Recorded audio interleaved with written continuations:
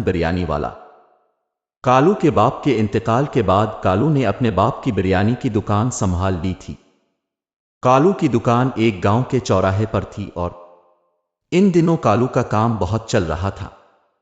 एक दिन कालू दुकान में बैठा था, उसने देखा कि इसकी दुकान पर अच्छा खासा रश लगा है, बिरयानी खाने वालों की लाइन लगी हुई है। कालू ये देखकर बहुत खुश हुआ। थोड़ी देर बाद एक आदमी कालू की दुकान पर आता है।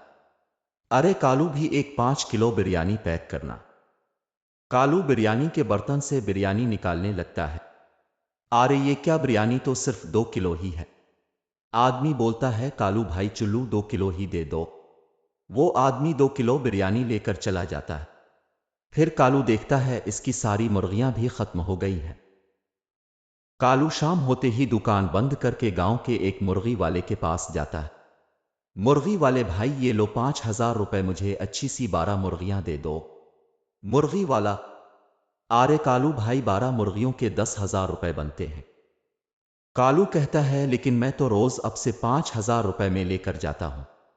मुर्गी वाला कहता है, भाई आज से मुर्गी के दाम बढ़ गए हैं।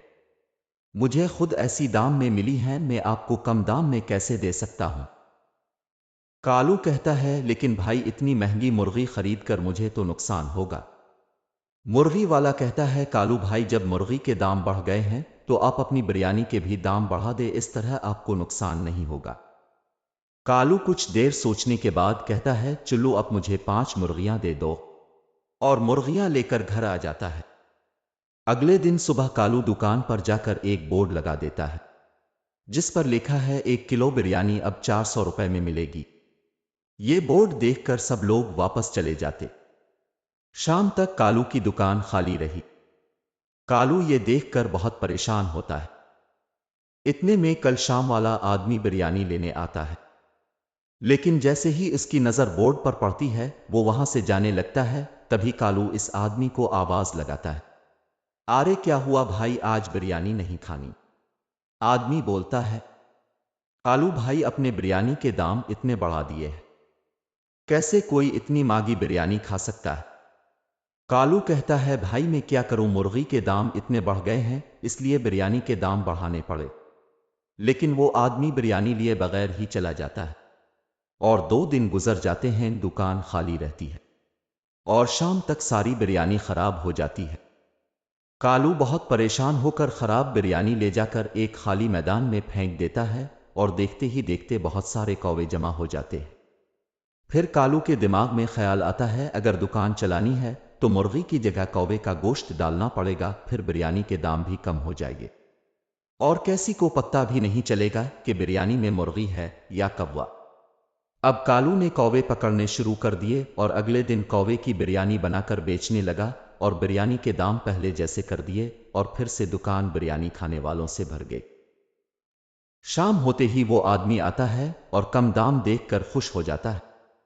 आरे कालू भाई, ये हुई ना बात, काफी दिनों से आपकी बिरयानी नहीं खाई, जल्दी से 1 प्लेट बिरयानी लगा दो। कालू आस आदमी को बिरयानी देता है जिसमें मुर्गी की जगह कौवे का गोश्त होता है।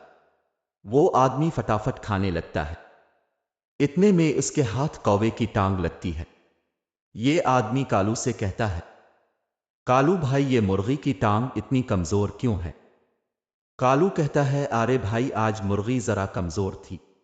और वो आदमी बिरयानी खाकर चला जाता है। घर जाते ही इसके मुंह से कौवे की आवाज निकलने लगती है, का का का। अरे भाई ये क्या हो रहा है मेरे साथ, ये कौवे की आवाज क्यों निकल रही है।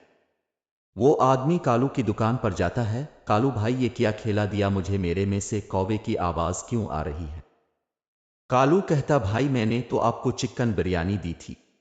वो आदमी बहुत परेशान होकर घर चला जाता है। घर जाकर अपनी बीवी को सब कुछ बताता है। बीवी इसको लेकर फिर से कालू की दुकान पर जाती है और दुकान पर बहुत लोग बिरयानी खा रहे होते हैं। इसकी बीवी जाते ही कालू से झगड़ने लगती है, कालू भाई अपने मेरे शौहर को क्या खेला दिया है, उनके मुंह से कौवे की आवाज आ रही है। ये सब सुनकर सब लोग खाना छोड़ देते हैं। इतने में एक आदमी बोलता है, इतनी देर से हम जिसे चिकन बिरयानी समझकर खा रहे हैं ये कौवा बिरयानी है। कालू कहता है, बहन ये आप क्या बात कर रही है। कौवे की बिरयानी कोई बनाता है क्या? मेरी दुकान पर तो चिकन बिरयानी बनती है। इतने में एक और आदमी के मुंह से कौवे की आवाज आने लगती है। अरे भाई, क्या खिला दिया हमें। और जिसने ये बिरयानी खाई थी सबके मुंह से कौवे की आवाज आने लगती है। वो सब गुस्से में कालू को मारने के लिए इसके पीछे भागते हैं और कालू वहां से भाग जाता है। वो आदमी एक डॉक्टर के पास जाता है। डॉक्टर भी सारे दिन से खाली बैठा था।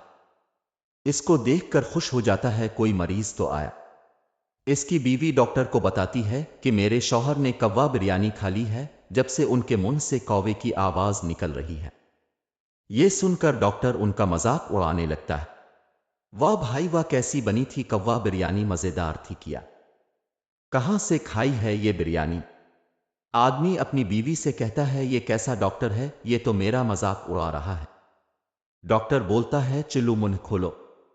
और चेकअप करने के बाद डॉक्टर बोलता है, अरे इसके गिले में तो कौवा अटका हुआ है, अब तो इसका गला काटना पड़ेगा। आदमी परेशान होकर बीवी से बोलता है, अरे ये कैसा डॉक्टर है, मुझे नहीं करवाना इससे इलाज, चिल्लू यहां से।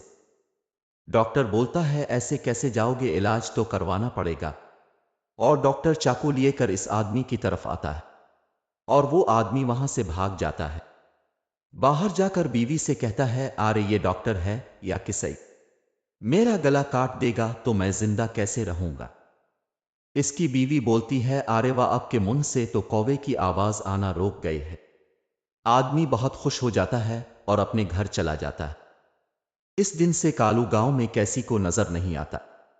दोस्तों, इस कहानी का मतलब है कि सस्ती चीज खाने से पहले देख लें कि ये चीज खाने लायक है या नहीं। अगर वीडियो अच्छी लगी तो चैनल को सब्सक्राइब कर दें। जज़ाक अल्लाह।